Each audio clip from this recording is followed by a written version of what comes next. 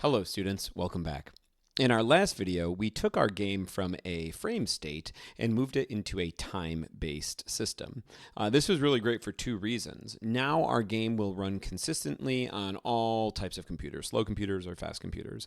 And secondly, with this new time-based system, we were able to create a difficulty ramp, something that was going to scale the difficulty level of our game. The longer we played the game, it would get harder and harder and harder.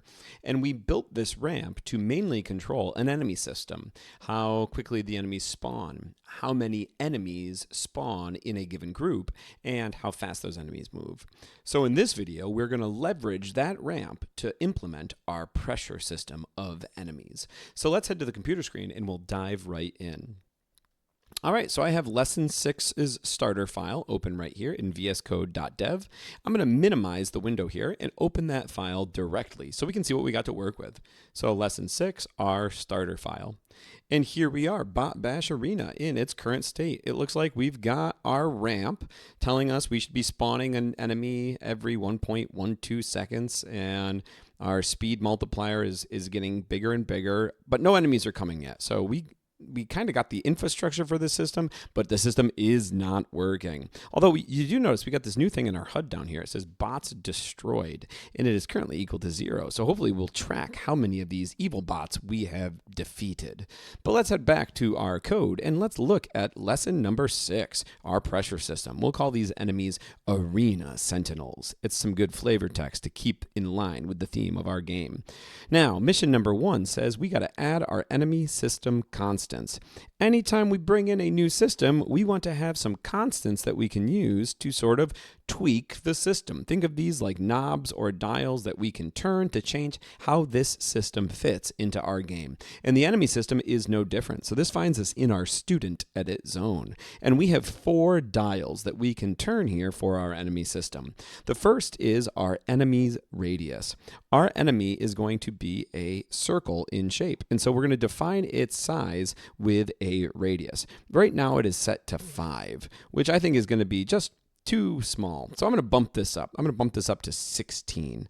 And then we're going to set our minimum enemy speed and our maximum enemy speed. So our enemies are not all going to be traveling at the same speed. We're going to set a lowest possible speed and a highest possible speed and then randomly select through the range of those values. So I will set my minimum enemy speed to be 75 and my maximum enemy speed to be 150. Now, if you remember our ramp, which if I look right here, here's our ramp system. Our ramp has an enemy speed multiplier. So it starts at 1 and it ends at 1.85. So how are these things going to work together? Well, when we generate an enemy, we're randomly going to pick a value from within this range. So let's say at the start of the game, I pick from this range and I get a value of 125.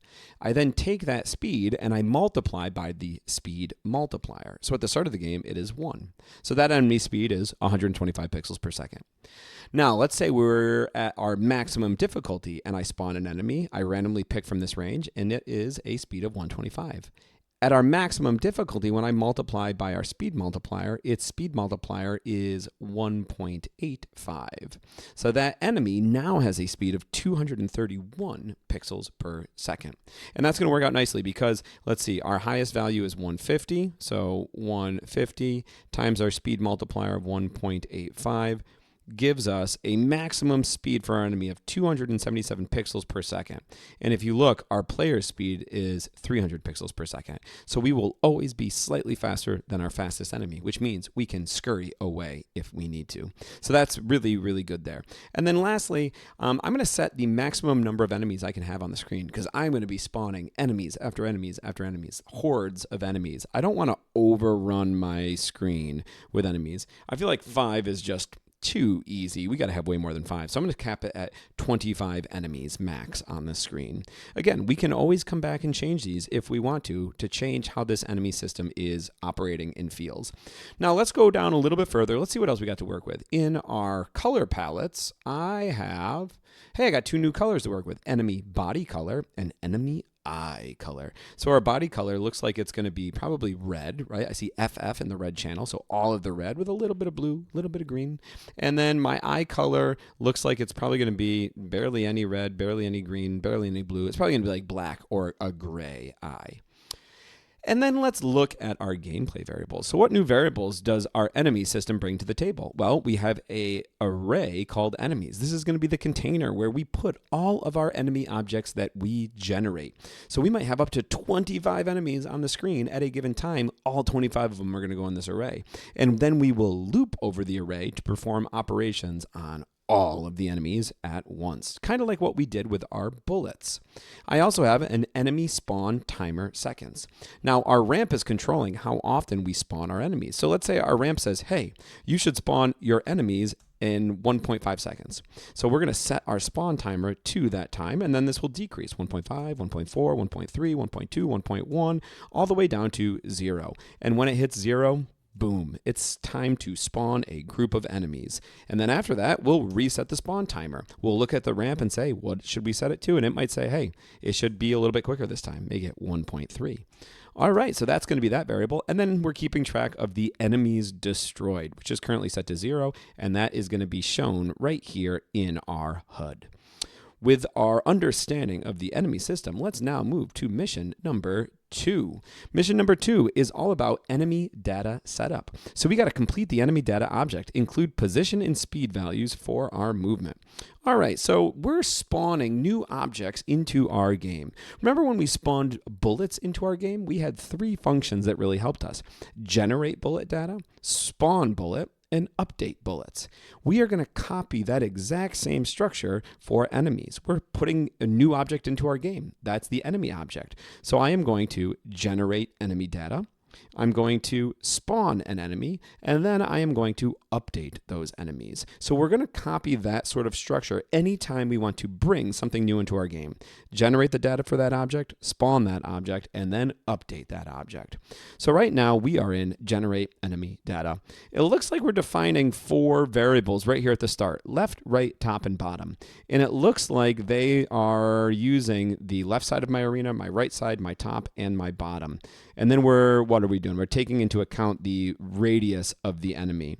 So enemy, arena left is right here, and then we're shifting in by the radius. So the center of the enemy would be over here on the left side, or up here on the top, or over here on the right, or down here on the bottom. Because really, we can spawn our enemies in one of 4 locations: the left side, the right side, the top side, or the bottom. So let's see. Let's just say I could spawn them up here on the top. So if I pick, I'm going to say, okay, spawn an enemy. We're going to randomly pick one of these sides. I pick the top side. Now that I know I'm spawning on the top side, I'm going to randomly select where I want to spawn between the left side of the arena and the right side. And so maybe I pick right here, so my enemy is going to move into the screen. Maybe I randomly pick a side and I say, ooh, we're going to spawn on the right side of the arena. So now I randomly select from the top of the arena to the bottom of the arena, and I say, ooh, I got right here. We're going to spawn over here, and we're going to move in.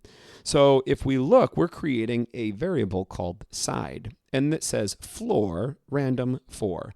So random, when you just put 4 in there, is going to give you any number between 0 and 4, including decimals. So maybe I get 0.76. Maybe I get 1.44. Maybe I get 2.98. And maybe I get 3.12. What floor does is it basically rounds the value down to the nearest whole number. So 0.76 becomes 0, 1.44 becomes 1, 2.98 becomes 2, and 3.12 becomes 3. And so you can see here I have 4 options. 4 options for 4 different sides of my arena. And then we ask questions. We say, hey, if that side variable is equal to 0, what are we going to do? Well, it looks like we've got to fill that in. Otherwise, if that side variable was equal to 1, it looks like we're setting the x property of our enemy to be right, the right side. So maybe we're saying, ooh, we're going to spawn on the right side over here. Now I need to randomly select my y value. Okay, and that's what it's doing. It's doing random, top to bottom. And then our speed, let's look at our speed.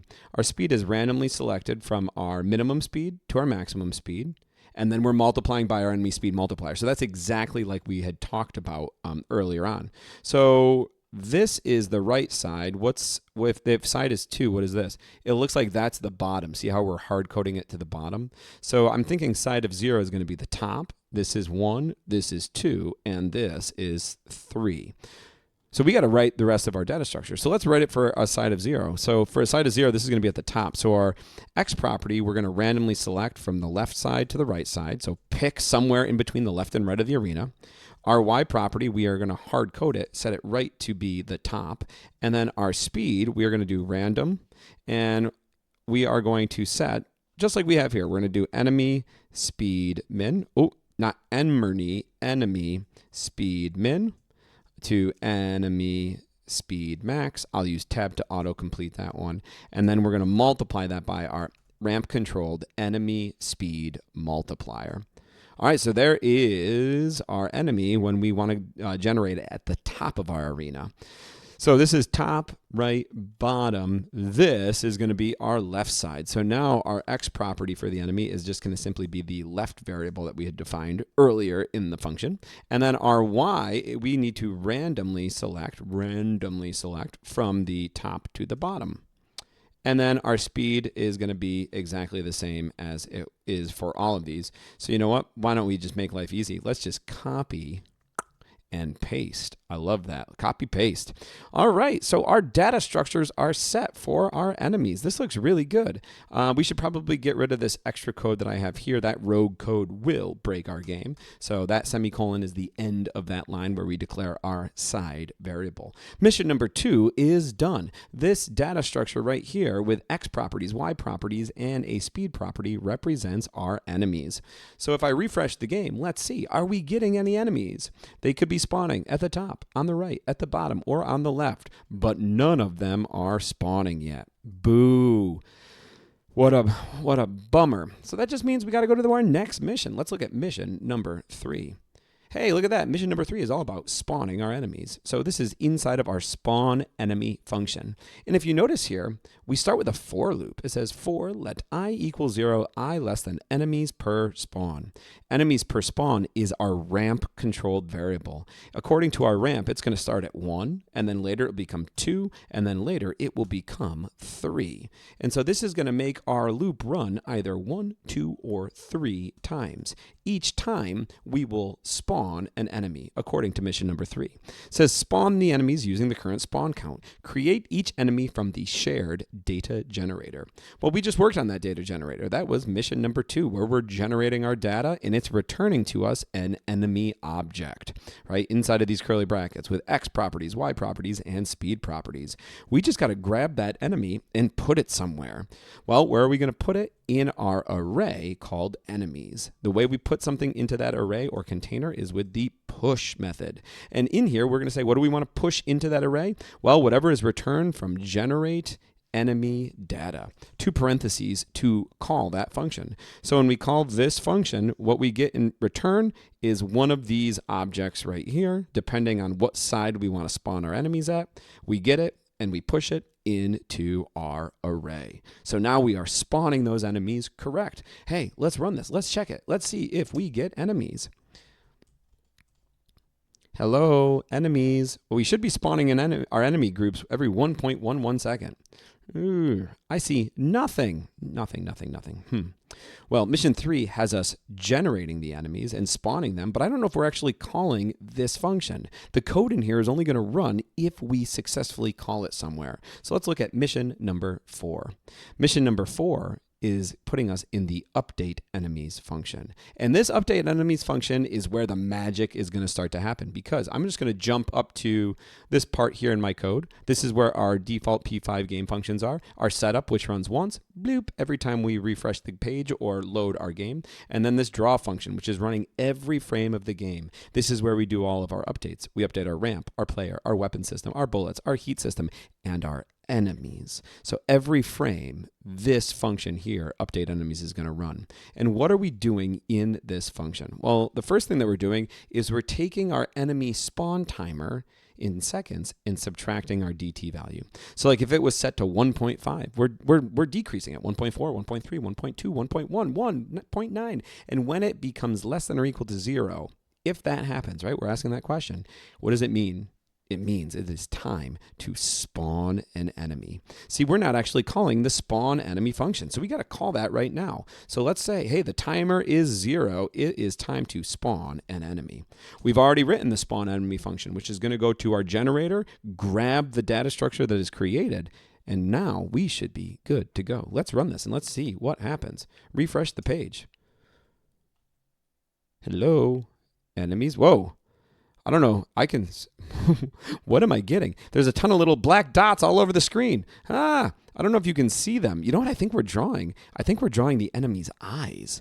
Ooh, how creepy. You know how we can check it? I'm going to go up and change. I'm going to go to my color palette and change the enemy eye color really quick. I'll change it to all white. FF, FF, FF. Let's see what happens if I refresh the page now. Do we get a bunch of enemy eyes? Oh, did it not? I got to click off of that. Enemy eye color. FF, FF, FF. There we go. Refresh the page. Whoa! Look at all those enemy eyes. What in the world is happening? Why are we getting so many enemy eyes? And where is the enemy body? Didn't we say it was supposed to be red? Well, the reason why we're getting so many enemy eyes, we got to go back to mission 4. If you look here, our spawn timer eventually reaches 0 and we spawn an enemy. The next frame, we run this exact same function again and we decrease our spawn timer. So if it was 0, now it's like negative 0.1. Well, that's still less than 0, so we spawn an enemy. And the next frame, it's still less than 0, so we spawn an enemy. And we spawn enemies every single frame. What we need to do is we have to reset our spawn timer. So I'm going to say enemy spawn timer seconds, tab for autocomplete. I'm going to reset it. And what do I want to reset it to? Well, I could put it right back to like 1.5, or maybe I could make it like 1, but we have a ramp controlled variable that is going to decrease this for us the longer we play our game. It's called enemy spawn interval. This is being controlled by our ramp. I'll go show it to you just so you can believe me. You don't have to think, is he lying to me? I'm not. If we scroll right down here in our update ramp values, we have enemy spawn interval, which is being controlled by linear interpolation, LIRP, from 1.2 seconds to 0.45 seconds. Now, if we run our game, wow, look at all those eyes. Now we should only get one eye at a time. There's one eye. There's one eye. There's one eye. Oh, it sort of looks like, are they tracking us? I think they're tracking. Whoa, but they're tracking us only in the horizontal direction. So we got to fix that. I'm getting creeped out by just the eyes. We got to figure out how do we draw their body. So let's go and let's see what mission number 5 brings us. Mission number 5 puts us in the draw enemies function. All right, so this is very good. We got to draw the enemy's body. Exactly what we needed to do here. First, let's make sure we're calling draw enemies inside our draw scene function. We're calling this every frame of our game. Draw background, arena, bullets, enemies. Perfect. So we know that this is going to happen. So first we say, hey, give me an invisible marker so you don't see the outline of the shape that I am about to draw. And then we are looping through our array of enemies. And this is a new way to loop. We haven't yet seen this in this game. It says for const enemy of enemies. When we're drawing our enemies, we're not going to worry about removing anything. We just want to go through and draw every single enemy that is in our array. So imagine if our array had enemy 1, enemy 2, enemy 3, and enemy 4. Looping like this allows us to start here at the beginning of the array, and my variable enemy would first be this guy. The next time we loop, the variable enemy would be this guy. The next time we loop, the variable enemy would be enemy 3, and then it would be enemy 4, and then our loop stops. So here we loop from the beginning all the way to the end, over everything, with no need to remove anything. This is a great way to do this. So I want to draw each enemy's body. So the first thing I'm going to do is remember, hey, I had a specific color for the body, so I'm going to put some paint in my paint bucket. I'll fill with enemy body color. Tab to autocomplete. That's going to be that nice red color. Yep, FF4C. And now I want to draw their body. So I'm going to do a circle. So a circle takes 3 pieces of information. The X coordinate of the center, the Y coordinate of the center, and then the diameter of the circle. Well, each enemy has an X property and a Y property. I'm going to use those as the center of my circle. So enemy.x, there's our X property. Enemy.y, there's our Y property. And then, if you remember, we had a tunable constant for our enemy system called enemy radius. radius is half of the diameter. So if I want the diameter, I multiply that by 2. And just like that, we should now have our enemy bodies present. Let's take a look. What do these enemies look like? Ooh, look at that. There it is. Ooh, and we got eye. Whoa, they're sort of tracking us. You know what? I better change their eye color back to the original color that it was. So I'm going to go back to my color palette and target this eye color. I just got to find what was my eye color originally. Okay, so I'm going to change it from white to 0D0F12. All right, so now we'll have the enemies the way they were meant to look with that nice sort of gray eye color. Awesome, awesome, awesome. All right, so it looks like the enemies are sort of tracking me, right? So if I move over to the right, they move over to the right. And if I move over to the left, they sort of move over to the left. But they are not tracking me vertically. So some of that is not working. So let's head to mission 6. And mission 6 puts us in our update enemies function again. So if we look here, we spawned our enemies. So that worked pretty good. And now we're looping through all of our enemies. It says for const enemy of enemies. Hey, I think we've seen this before. We're getting a dx, a dy, and we're figuring out how far away we are from our player and our enemy. And then we are getting nx and ny. Those are our directional vector or directional arrows. So we have our directions. And if we look, we're using that direction here in the x direction to update the enemy's x position. We're saying take our x direction, multiply it by our enemy speed, and multiply it by time. Cool. So we've sort of seen a lot of this system in other aspects of our game, right? To update the position of an object, we're going to get the direction and the speed and multiply it by time.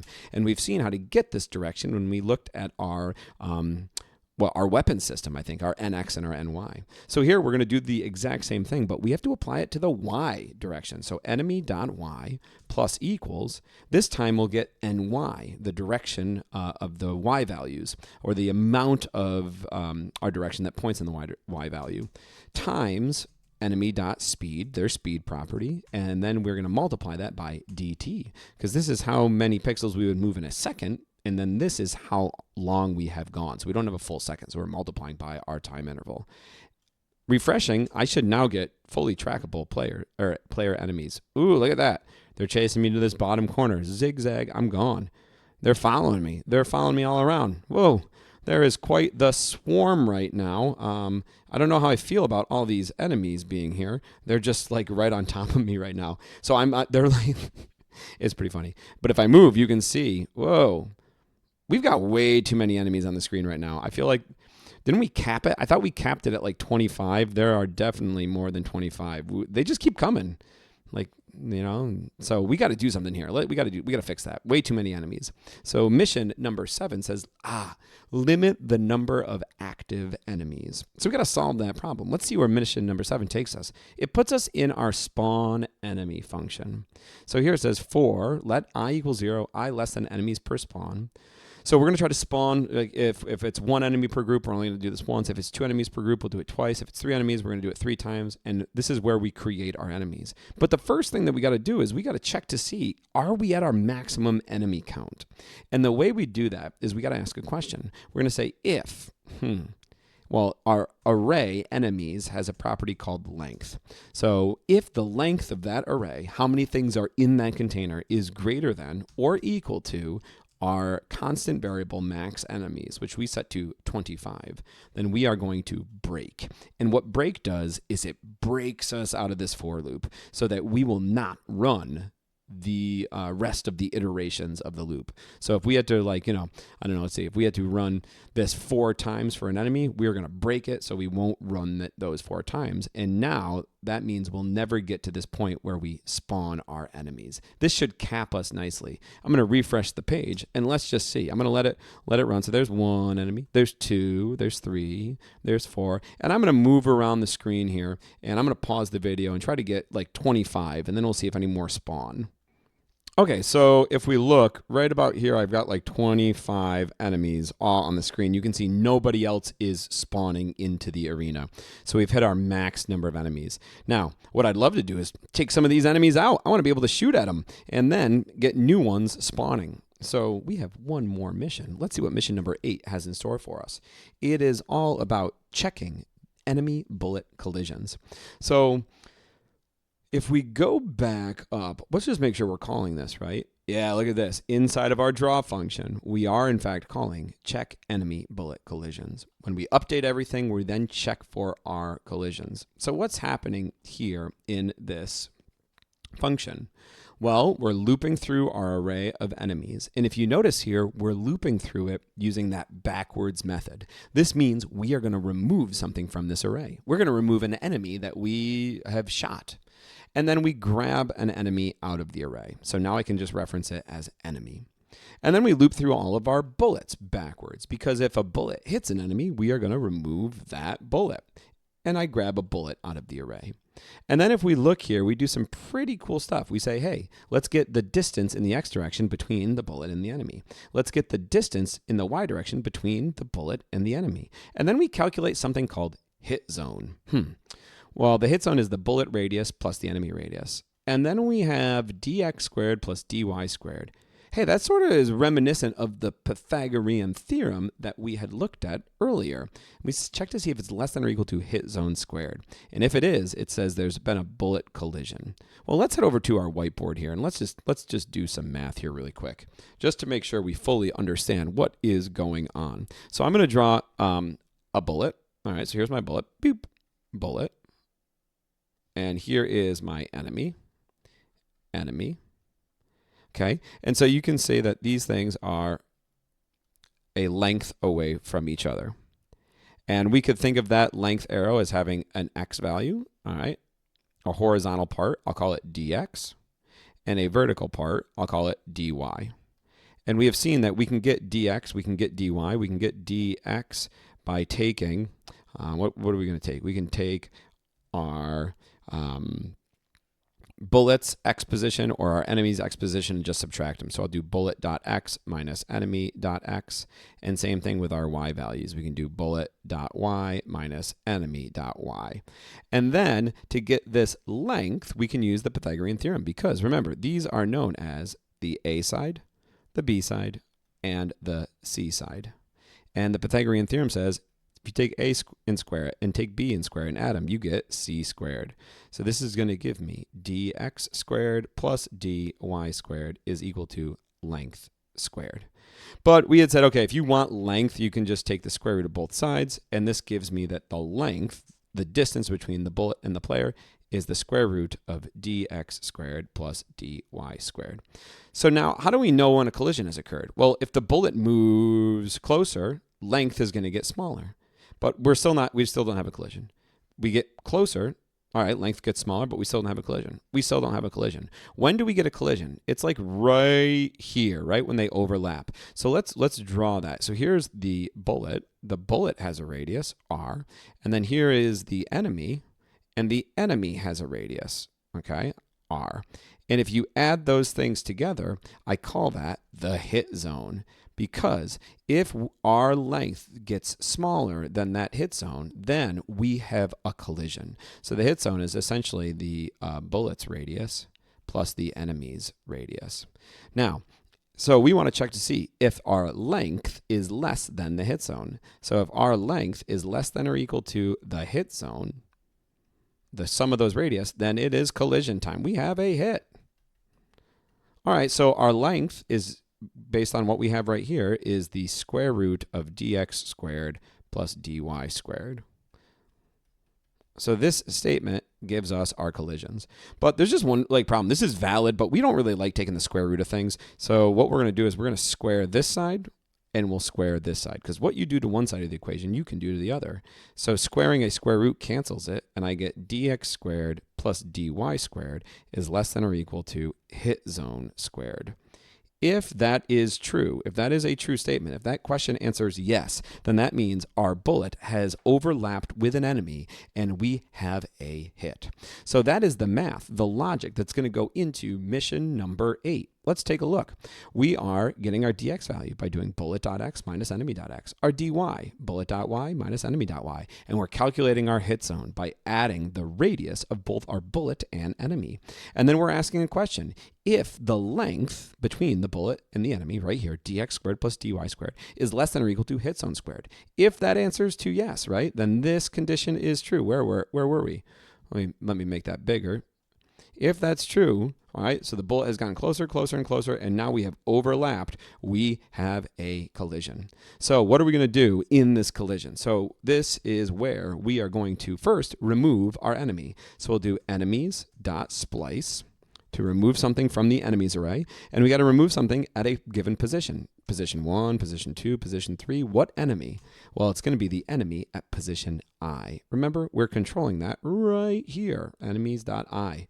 So we're going to remove that enemy, and we only want to remove one of them. And then we got to remove the bullet. So I'll do bullets. That's the array that's holding all of our bullet objects, dot splice. And this time, what variable were we using for our bullets? It was J. So we're going to reach into our container and grab the bullet that is at index J, and we only want to remove one of them. And then we're going to take our enemies destroyed variable, which is keeping track of how many enemies we destroyed, and let's add one to it because we just took out an enemy. And then we break, and that way we don't have to keep checking all of the other enemies here because we just defeated an enemy with a bullet. Hey, I think that is it. Let's check our game. Let's check our gameplay out. I'll refresh the game and let's see if I can destroy some enemies. All right, there's one. I'm going to pick it off. Boom, enemy destroyed. Boom, enemy destroyed. Boom, enemy destroyed. Hey, this is pretty fun now. Now I have a way to go on the offensive. So I just got to avoid my enemies and attack with my weapons system. Building up heat. All right, I'm building up heat, but I'm also building up rate of fire. I can do a cool little like spawn of circles. Oh no, I'm getting too hot. I'm getting too hot. I better cool down. I better cool down. I better cool down. And I overheated. Oh no, and this is where the enemies would begin to take over. So I think we got to work on a damage system, but I think that's going to come up next in our next video because this system or this video is all about our enemies. We have implemented the enemies. The enemies track us. They spawn in random locations and they are capped at our maximum number. This is working really well. And most importantly, and the most fun, is we can take the enemies out by damaging them with our weapon systems. So I think this is a great place to stop, and I'll see you in our next video.